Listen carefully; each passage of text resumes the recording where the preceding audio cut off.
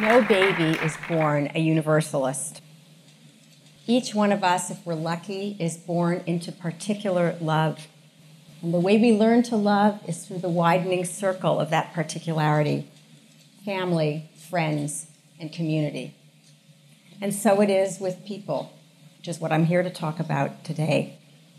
We are a particular people, and the paradox of particularity is that only through immersion in our own culture, vocabulary, and language can we learn to love all the diverse kinds of people in that abstraction known as global humanity. It is paradoxically the case that because we have our own unique peculiarities and mysteries, that I'm able to understand the peculiarities and mysteries of other religions, no matter how peculiar they may be. And I can just use one phrase that will say it all: the laws of Passover.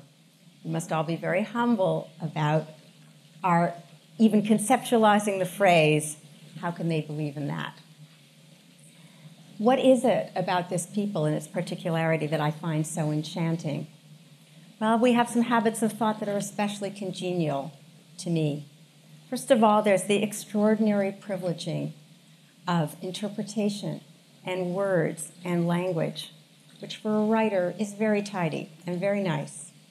Second, there's the insatiable hunger to ask a great question, and the religious companion to that hunger that sounds something like this when we look at our fractured world and say, why does it have to be this way? And conclude it doesn't have to be this way. Third, there is the emphasis on commentary, and almost as a religious act, a sacred act.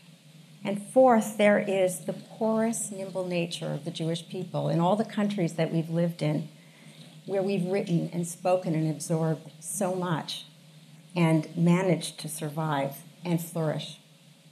So I want to say to you, this speech is being brought to you by the people who gave the world monotheism, the Hebrew Bible, the idea of the Sabbath, covenantal justice as a pact and a partnership between God and humanity, Hebrew, the only successfully revived spoken language in the history of the world, psychoanalysis, the theory of relativity, the American musical theater, the State of Israel, the polio vaccine, abstract expressionism, American feminism, instant messaging, and the comic book.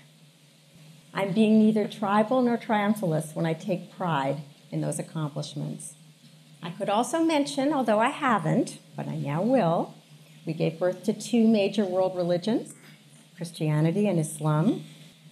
I'm going to delete the vanguard of American Buddhism, although we could probably claim it. I'm going to omit Marxism. History may be kinder to it, but right now I'm going to leave it out. And of course, I'm going to omit the schnooks and the crooks, which are a part of us, but they are going to be for another day. Instead, I'm going to talk about love, because that is what we are here for. I am in love with the stories of the Jews. I'm in love with the stories that are mine, and I'm in love with the stories that are not natively mine. I was very, very lucky to be able to know a great aunt of mine in Jerusalem, someone who had moved to what was then Palestine in the 30s, and therefore escaped the fate of her sister and my great-grandmother at the hands of the Nazis. And she told me one family story that has made such an impression on me, I've carried it with me for decades. What she told me was that when she and her family lived in a very poor shtetl with very few things, and her parents were in a different room, and they heard a loud crash, they would call out, "It's only a thing, it's only a thing," even before they saw what had been broken. Now, we are much more privileged than they are, but I think if we ask ourselves, would we intuitively call out "it's only a thing" without seeing what it was, we can learn what the refinement of hundreds of years of spiritual nobility could lead to. And I'm not being nostalgic. I would so much rather live now. But that is an exemplary story. I'm equally in love with the story of the Jews that is not mine at all, but now utterly entrances me. I am mad at the moment for Piyut, the devotional global music of the Jews. There's always something to fascinate me, and it's really important, because if you're an intense New Yorker, you're easily bored. And being a member of the Jewish people, you can never be bored. there is always a chapter that you don't know. There's always something to think about. When it comes, for example, to the music of Piyud and the beautiful, ravishing words that go with it, it's music that went from Algeria to India, each country distinct. It's music that went from Spain to Iraq, which led me to Iraqi Jewry, a history, it turns out, of 2,600 years of Jewish life.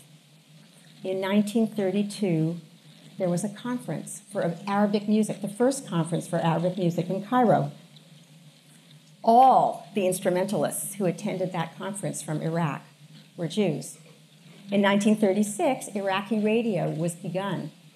All the instrumentalists, except for the percussionist who played on Iraqi radio, were Jews. All the instrumentalists in nightclubs in Baghdad were Jews.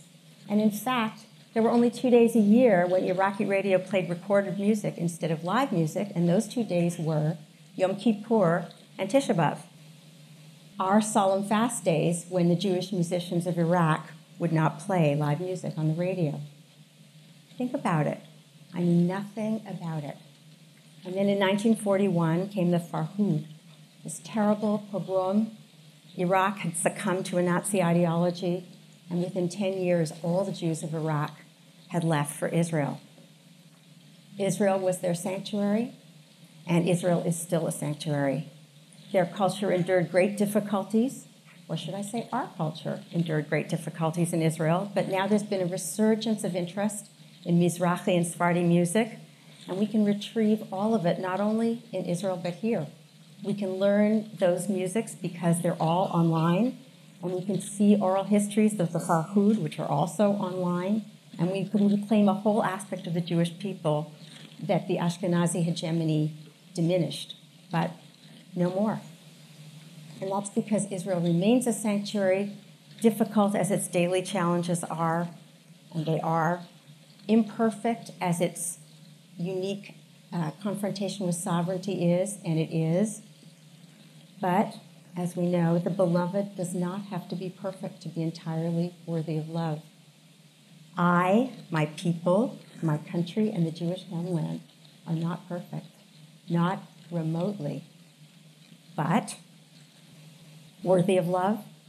I'm going to argue they are. What is it about this people and its vitality and its passionate pouring forth and its resilience that continues to amaze me and interests me my entire life? I feel so lucky to be born into this era. I feel so fortunate. I'm not nostalgic. This is the greatest time to be a Jew, notwithstanding all of our problems. Sometimes we excel against all odds. Sometimes we fail. And sometimes in our own lifetime, we don't even know. We can't discern whether we're excelling or failing. And only future generations will be able to judge, which means humility, which means the quality that the rabbis esteemed most in our greatest leader, Moses, was his humility. Now, you look around the Jewish world, I look around the Jewish world. Would you say that's the signal hallmark of our world today? We have a ways to go. But we have the strength to do it, and we've proved that we can. When I was young, we worried. We worried about what we called Jewish survival. Then it morphed into Jewish identity. Then it became Jewish continuity. Then came our anxiety about Jewish renewal. Then came Jewish Renaissance.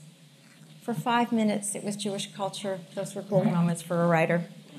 And now it's Jewish peoplehood, the very topic I'm speaking about today.